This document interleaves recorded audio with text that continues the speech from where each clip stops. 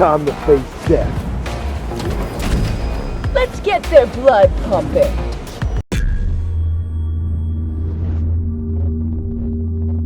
Hello all you lovely cosmonauts, as always I am Cosmic, and today we're going to be taking a preview look at the new early access game Smash and Grab, which is an indie action multiplayer game in development by United Front Games. Smash and Grab is set in a dystopian future where corporations rule the world, and the essence of the game is about you play a gang and other players will play gangs as well, and the essential idea is to loot and steal as much as possible, all the while destroying each other. So the early access version at the moment has two game modes. It has Ransack and it has Steel City, and both essentially work slightly differently, but both end up with the same goal, which is to achieve 50,000 in looted goods. No matter which game mode you're playing, in the essence of the core mechanics work very similar.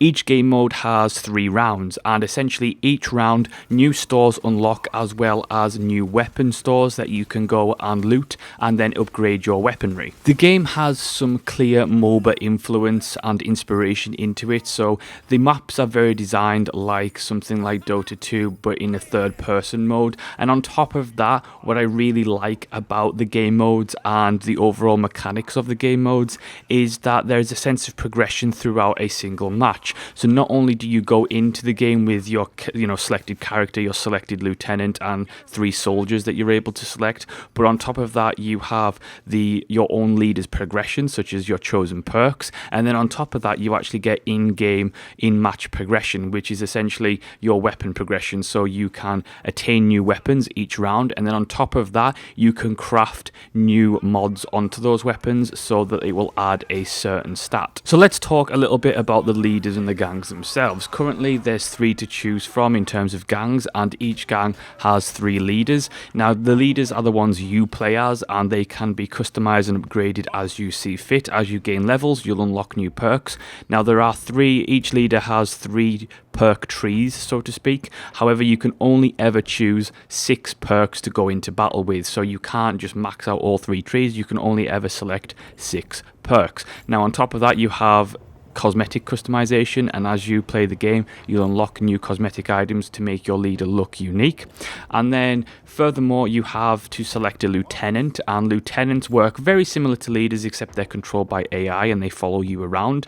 And leaders have also a perk system, as well as usually a specific stat that will benefit you in some way. So for example, one of Tenblade's lieutenants, which is one of my favorite disabler characters, she is able to loot faster. What I like about the lieutenant system the most is that you can almost complement your leader by choosing someone completely different in terms of class. So for example, if my character is a light disabler, I would really like the opportunity to be able to have a heavy protector as my lieutenant, who's someone who's going to essentially protect my leader, because my leader is going to be relatively weak.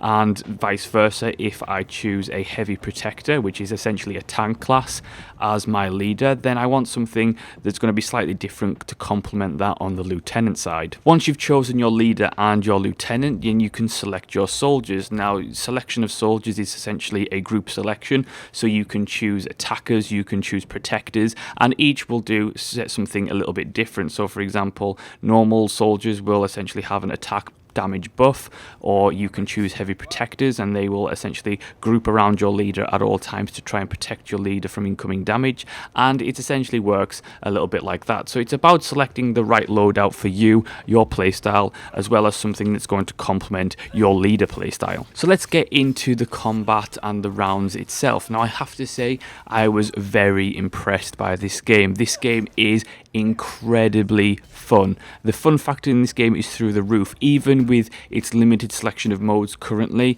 I have to say that I prefer Ransack because it's just a lot smaller of a map and it's a lot faster, and it is so much fun. Very similar to a MOBA. It's almost, this game is almost like an objective based MOBA in a sense. It's about going around choosing what you want to go for as a team. Teamwork is incredibly important. It's 3 versus 3 and you really do have to work with your team team in order to survive, because ultimately if you don't work as a team and your enemy does work as a team, it is likely that you are going to get slaughtered. So once the round starts, it's up to your team to what you want to do first. Do you want to go and focus on getting, round one's weapon upgrades first, or do you want to go straight for looting the cash to get an advantage early on, or do you want to straight off go and attack the enemy and try and push them out so you can essentially have free roam of the map until they respawn? It's all up to you, and teamwork is so important in this game, and I really like that. I like that it's team focused, it's objective focused, there's lots of different play styles available to you in a single mode. The combat itself is a lot of fun, I have to say. It works very similar to something like the Arkham series combat, the Batman Arkham series combat, where it is essentially a game of rock, paper, scissors. So you have your ability to normal attack, you also have a powerful attack that takes a little bit of a charge time, you have a grapple ability, and you also have defend and counter. Now it works very simple in that a normal attack will stop an enemy's grab, a defend will stop an enemy's attack, and you can counter that as well, and a grab will stop defense. So if you're defending and the enemy grabs you, then nothing you can do about it. It is so much fun. It sounds really simplistic, and ultimately it is simple, but it's simple and effective. It works really well. There's a lot of skill involved in the sense of reading what your opponent's going to be doing, trying to get the upper hand. I always prefer to play really fast, agile characters that can potentially have a lot of damage given what weapons they're using and what perks they're using and what weapon upgrades you have equipped. And I like to really go in there, surprise attack, and try and just get them all down in one go, especially with Temblade, who is a character, she's a female character who is essentially a disabler, so a lot of her abilities correspond to making sure that the enemy can't run away, and she also has a grapple buff, and it's all about getting in there, making sure they can't run away, and then grappling them down until they've got 0 health. And I really like playing that character because once you actually buff her up enough, it makes it so that she actually gains damage stacks upon each enemy leader kill, and assuming you don't die, which means that I can eventually, by round 3, if I stay alive long enough and get enough leader kills, once I get my ultimate weapon and get that weapon upgraded to something like the one that causes bleeding, then it means that I can literally go into a situation and engagement with another enemy leader.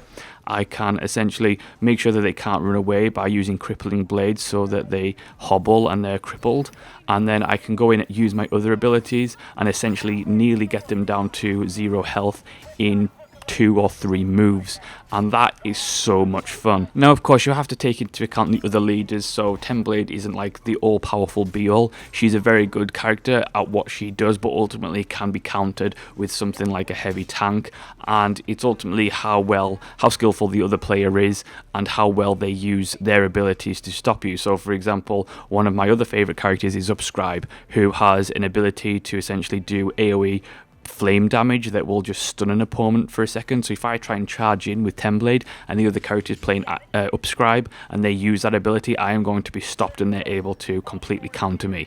And I really like that design focus on all the leaders have specific abilities, they have specific roles, and each can be countered, and that's a lot of fun. And that can be aptly described for the entirety of the game.